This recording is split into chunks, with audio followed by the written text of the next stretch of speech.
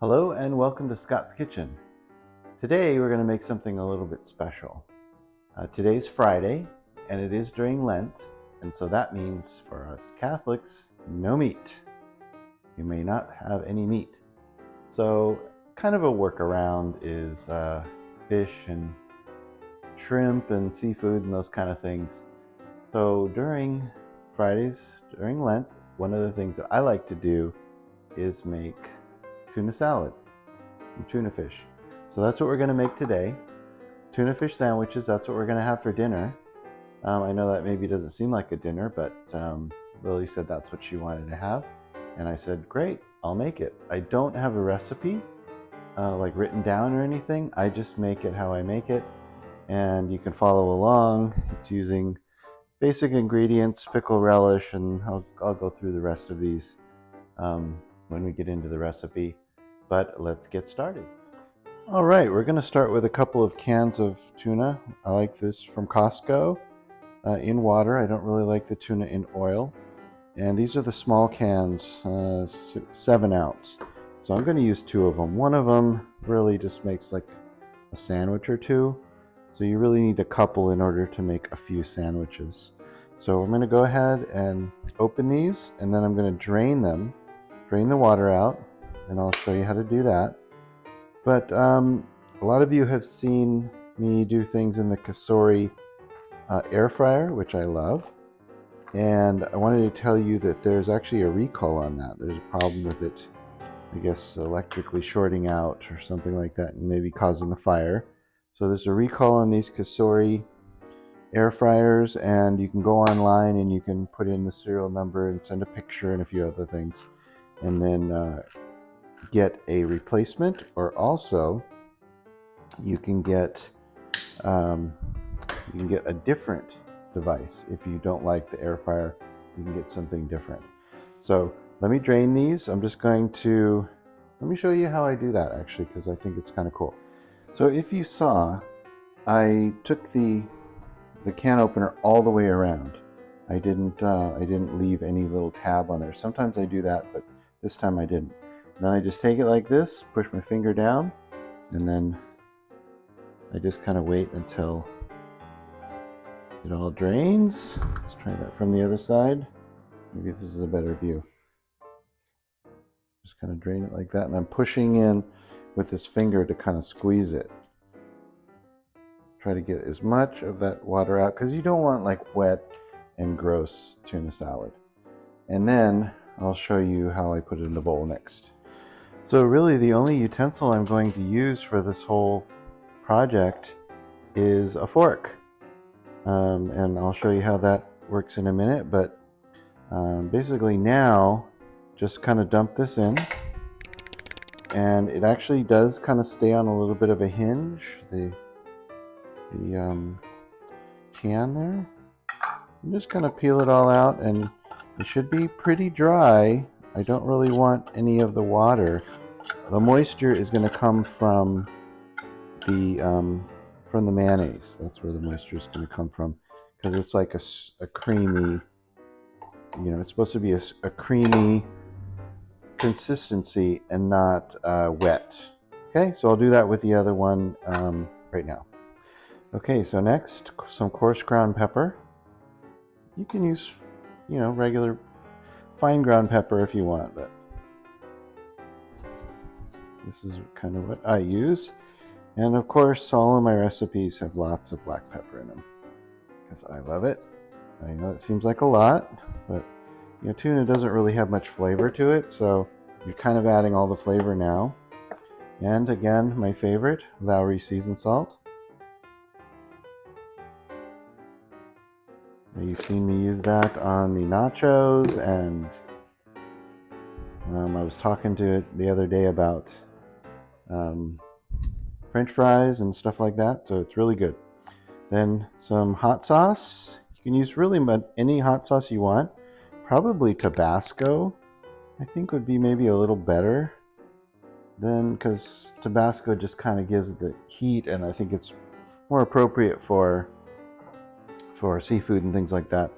And Tapatio is going to add a little bit of flavor to it, but I don't care. I love tapatio, and that's what I'm going to use. Then just some pickle relish. You know what? I said I'm only going to use a fork, but this is pretty watery, and I don't want to add very much liquid to it. So let me grab a spoon. Okay, so lots of pickle relish. What I'm going to try to do here is bring it up and kind of let it drain a bit before I add.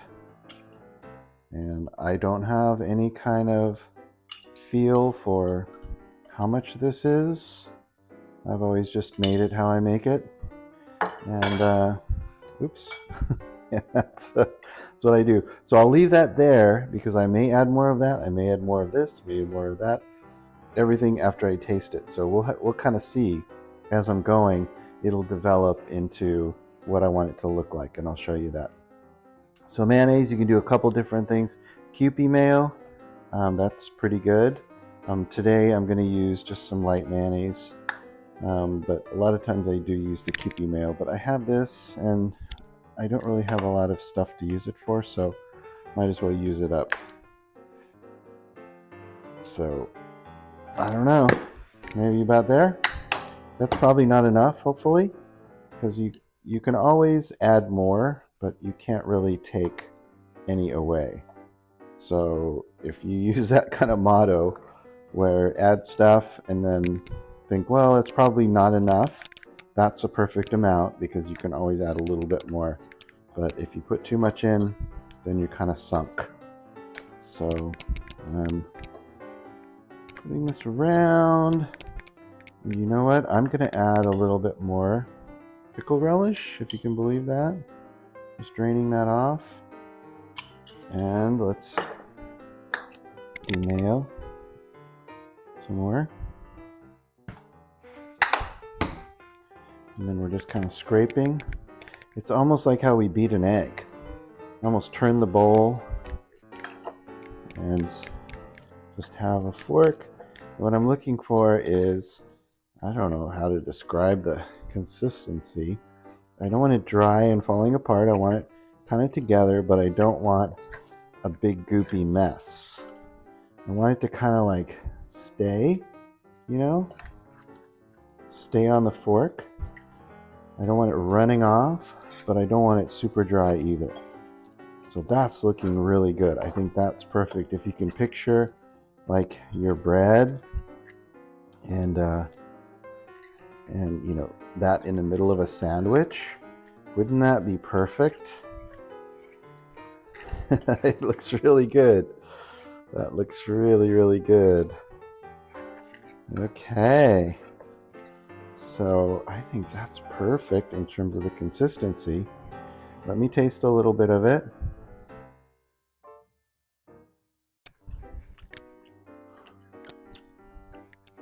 Oh my God, that's good. Okay, no more salt. I can taste the salt. I think maybe a little pepper. Oop, a little more pepper. Gotta be careful of the salt. Salt's not good for us.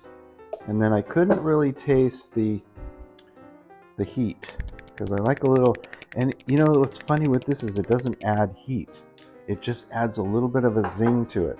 It's like your mouth can't figure out what it is. It's like, ooh, it's a little bit of a tang. It just hits the tongue. And you don't really know what it is, but it's like, man, what do you put in this? This is so good. So you don't really want like hot and spicy tuna salad, but you just want to give it a little bit of a zing, and that's perfect way. And tuna has a strong flavor, so it kind of goes good to masking it. Okay, I think that's going to be perfect. Let's get some bread. That was super easy, wasn't it? Let's get some bread and make a sandwich. Okay, let's talk bread. Lots of different things you can do. I've put it on a hot dog bun, just regular white bread. This one is really good. This Dave's, what is it, Crazy Bread or something like that? Killer bread from Costco. It's a whole wheat. Toast this a little bit. Sometimes we do that. But then lately, my favorite is, of course, Stater Brothers farm style wheat hamburger buns. And so you say, wow, hamburger buns, huh? But if you're gonna eat it cold and you're not gonna heat this up, actually, these are great.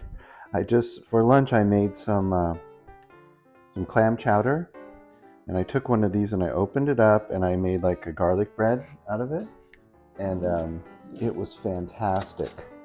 So don't be shy about repurposing things. You know, if you don't have some bread and you have some hot dog buns or you have hamburger buns or something, it can be pretty darn good. So I'm just going to take a pretty good amount of this. You could put a piece of lettuce on here, maybe a tomato, I guess, if you wanted. If you weren't going for the non-meat, you could put a piece of bacon. And I don't know, bacon, tuna salad sandwich. And then just like that, it doesn't get much easier than that. That looks pretty good. Okay, and let's cut this in half. And open that up. Oh, some spilled. Oh my God. That's terrible. What are we going to do about that? Anyway, look at that's great.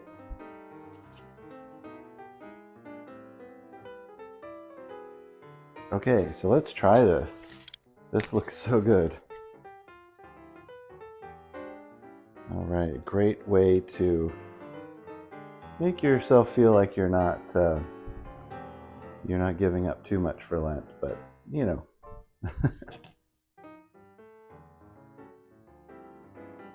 That is great. The bread is so soft and perfect flavor. That's really good. Oh, and so then if you make this ahead of time, which is great, you can keep this in the refrigerator and the flavors kind of, I don't know, gel all together. It's kind of like pasta or something. The day after, it's really good. Just cover this with clear wrap and put it in the refrigerator and it'll be great. So that is my tuna fish sandwich recipe. And thanks for watching. Talk to you next time. Bye-bye.